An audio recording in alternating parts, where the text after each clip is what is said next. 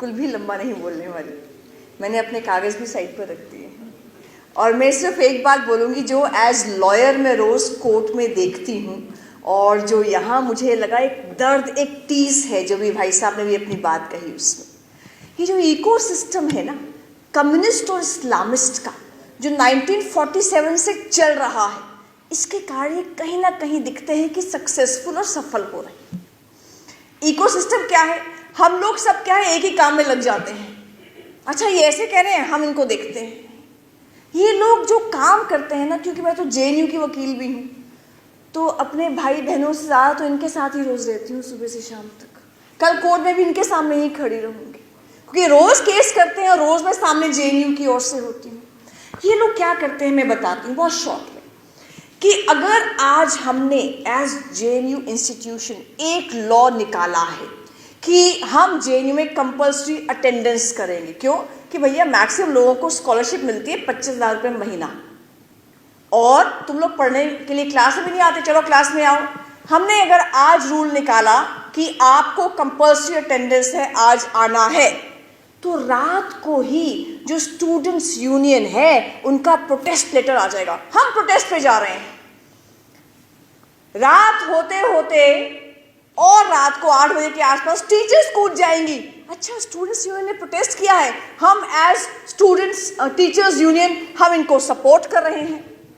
रातों रात इनकी पिटीशन बन जाती है, पूरा केस बन जाता है, लगभग 50, 60, 70, 100 पेजेस का पूरा केस बन के सुबह जो लोग हादिया केस में खड़े होते हैं, जो लोग ये ट्रिपल तलाक में खड़े होते हैं, मैं नाम नहीं लूंगी, आप सब समझदार हैं, वो लॉयर साहब खड़े हो जाते हैं। लॉर्डशिप्स इट्स अर्जेंट, आज ही सुना जाए ये केस। अर्जेंसी मेंशन करके सेम डे लंच से पहले केस लगवा लेते हैं। सेम डे, बाकी के केस लगते हैं 3 दिन में, इनका लगता है सेम डे। केस लगता है तो हमें एक कॉपी सर्व होती है कि मोनिका जी ऐसे से केस फाइल हुआ है, आप आइए। 1 बजे के आसपास केस लगा, हम लोग कोर्ट में गए, सामने जज साहब हैं, वहाँ वकील साहब खड़े हैं, यहाँ हम खड़े हैं, वो आर्ग्यूमेंट करना शुरू करते हैं। हम कहते हैं भाई कॉपी आपने अभी दी है, आप अब कम से कम 2 दिन दीजिए, हम इंस्ट्रक्शंस लेकर आएंगे। तो जज कहते हैं कि ठीक है आप इंस्ट्रक्शंस लेकर आइए, मैं कल दोबारा केस पोस्ट करती हूँ। जज साहब कहते हैं। हम जैसे ही लंच में अपनी चेम्बर में आते हैं, वायर, स्क्वेंट, स्क्रोल, जितने भी इनके हैं ये पत्र ऑनलाइन, उन पे 5-5 हज़ार वर्ड्स के आर्टिकल्स बने हुए आ जाते हैं नुपुर। और क्या आ जाते हैं? उनके वकील साहब ने ये बोला, उनकी पिटीशन ये रही, जेएनयू तो बेचारा कुछ बोल ही नहीं पाया। ऐसा ही 4 दिन पहले अगर आपने न्यूज़ देखी हो, जज ने ऑर्डर कुछ और दिया है और रिपोर्टिंग कुछ और हुई है उसकी। तो ये जो आर्टिकल्स आते हैं ना, इन आर्टिकल को जो वायर में आएंगे, बाकी जगह आएंगे, लंच टाइम में आ जाएंगे, कब लिखे हैं गॉड नोज। इन्हीं आर्टिकल को 3 बजे 4 बजे के आसपास इनकी ट्विटर आर्मी आ जाती है। अब देखिए कितनी आर्मीज एक के बाद हर कोई अपना अपना काम कर रहा है, कोई किसी के स्फीयर में नहीं आ रहा, इनकी ट्विटर आर्मी आ जाती है। ट्विटर आर्मी उस आर्टिकल को ट्रेंड करना शुरू कर देती है। वो वहाँ से वो को मियाँ खलीफा कौन कभी स्कूल नहीं गई होंगी, मुझे नहीं पता गई हैं कि नहीं गई हैं, वो उसके ऊपर रीट्वीट करने शुरू कर देती हैं and it becomes an international news. छोटी से छोटी घटना है लेकिन बैटन रेस है। एक इनका स्टूडेंट्स यूनियन है, एक इनका टीचर्स यूनियन है, एक इनके ड्राफ्टिंग एडवोकेट्स है, वो बैटन पकड़ाते हैं आर्ग्यूइंग एडवोकेट्स को, वो पकड़ाते हैं ट्विटर आर्मी को, वो पकड़ाते हैं और आर्टिकल्स लिखने वालों को, वो आगे बैटन पकड़ाती है सेलिब्रिटीज को, इंडिया की Swara Bhaskar etcetera etcetera etcetera, वो पकड़ाती हैं आगे Rihanna, Mia Khalifa etcetera etcetera, और ultimately it becomes international news. हर कोई अपने अपने स्फीयर का काम कर रहा है। स्लीपर सेल्स होते हैं, स्लीपर सेल्स टेररिस्ट के बारे में आपने सुना होगा, ऐसे ही स्लीपर सेल्स काम करते हैं। ऐसी कोई न्यूज़ नहीं है तो चुपचाप बैठकर जो लॉयर है वो अपना ड्राफ्टिंग करता रहेगा, दूसरा लॉयर है वो आर्ग्यूमेंट करता रहेगा, स्टूडेंट्स यूनियन अपना काम करते रहेंगी। लेकिन जैसे ही ऐसे मुद्दे आते हैं ये सब के सब एक हो जाते हैं। दिखते हैं कि ये 10 से 15 अलग अलग ग्रुप्स हैं पर सब के सब एक हो जाते हैं। ये सब एक ही काम नहीं करते, सब आर्टिकल नहीं लिख रहे, सब टीवी पे नहीं आ रहे, सब ट्वीट नहीं कर रहे, सब सेलिब्रिटीज नहीं है, सब ड्राफ्ट नहीं कर रहे हैं, अपने अपने स्फीयर में 10 साल 20 साल 30 साल 40 साल काम करते रहते हैं। इसलिए मेरा मानना है, जितना मैं इनको देखती हूँ और समझती हूँ, कि हमारे जिम्मे जो काम आया है हम उसको अच्छा कर लें। ऑफ इंडिया में नुपुर के जिम्मे आया है कि नुपुर अच्छे अच्छे आर्टिकल्स, आप ऑफ इंडिया के आर्टिकल्स देखिए दिल्ली दंगों पर, आई थिंक वाइडेस्ट कवरेज, सबसे अच्छी कवरेज ऑफ इंडिया की, और नुपुर का मैं एक आर्टिकल मिस नहीं करती हूँ। आप देखिए, वो लिख रही है, वो 24 घंटे लिख रही है, उसको खाना नहीं मिलेगा चलेगा, वो लिखेगी, और आपने इसको लिखने से 4 दिन छोड़ दिया, ये बेचारी मर जाएगी। इसका खाना पीना लिखना है। इतने पैशन से हमें अपना अपना काम करना पड़ेगा। कपिल जी अपने काम में लगे हैं, वो अपने काम में लगे हैं ना, उनको टीवी पे आने की जरूरत नहीं है, उनको ट्विटर पे आने की जरूरत नहीं है। कपिल जी आप तो पोर्ट संभाल लो, जिसको जो काम मिला है वो ईश्वर प्रदत्त है, उस काम को संभाल लो। और पिछले 7 साल से जो नुपुर ने कहा, बिलीव मी, फर्क आया है। फर्क कैसे आया है? If I can say so on record, कि पहले हम जब 7-8 साल पहले कोर्ट में खड़े होते थे और सामने से XYZ लॉयर्स आते थे, हादिया के लॉयर्स, यू नो, रोहिंग्यास के जो खड़े होते हैं वो लॉयर्स आते थे, जजेस भी, यस मिस्टर व्हाट, मतलब हम तुम्हारी क्या मदद कर सकते हैं, कैसे कर सकते हैं, थोड़ा सा एक रहता था। क्योंकि जो अपॉइंटमेंट्स होती हैं ना, वो ऐसे ही लोगों के हाथ में अब तक थी।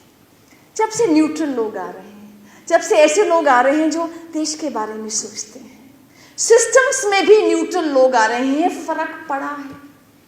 मुझे ध्यान है, राम जन्मभूमि केस से पहले वहां आकर वकील साहब ने कहा था, जो उसके सुन्नी वक्फ बोर्ड के वकील थे, लॉर्डशिप्स में have this matter after elections. जज साहब ने कहा, इलेक्शन के बाद इसे पॉलिटिकल पार्टी कौन सी है?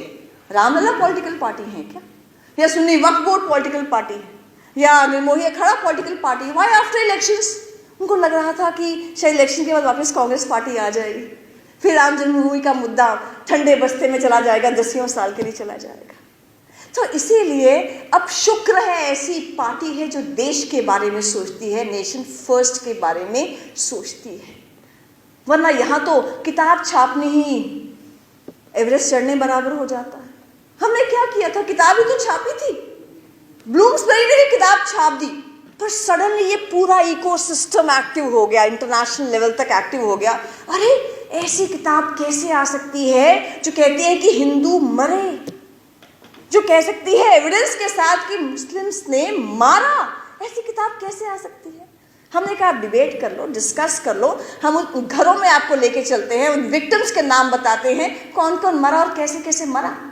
लेकिन सुनने को तैयार नहीं, क्योंकि इस्लामिस्ट और माओइस्ट फोर्सेस जिस दुनिया से आती हैं, वहां डेमोक्रेसी नहीं है। किसी भी अरब कंट्री में डेमोक्रेसी नहीं है, किसी भी माओइस्ट कंट्री में डेमोक्रेसी, चाइना में देख लो, नहीं है। तो इनको तो पता ही नहीं बेचारों को डेमोक्रेसी होता क्या है। इसलिए 2020 में जब ये CA के विरोध में प्रोटेस्ट कर रहे थे, इन्होंने अपने सामने 2 चीजें रख ली थी, डेमोक्रेसी और कॉन्स्टिट्यूशन ऑफ इंडिया। यानी हमें अभिव्यक्ति की स्वतंत्रता है, हमें राइट टू प्रोटेस्ट है, एनीवेयर एंड एवरीवेयर। सड़कें जाम करेंगे, शाहीन बाग जाम करेंगे। तो तिरंगे को हाथ में रखकर, डेमोक्रेसी का नाम लेकर और अभिव्यक्ति की स्वतंत्रता का नाम लेकर ये प्रोटेस्ट करते रहे।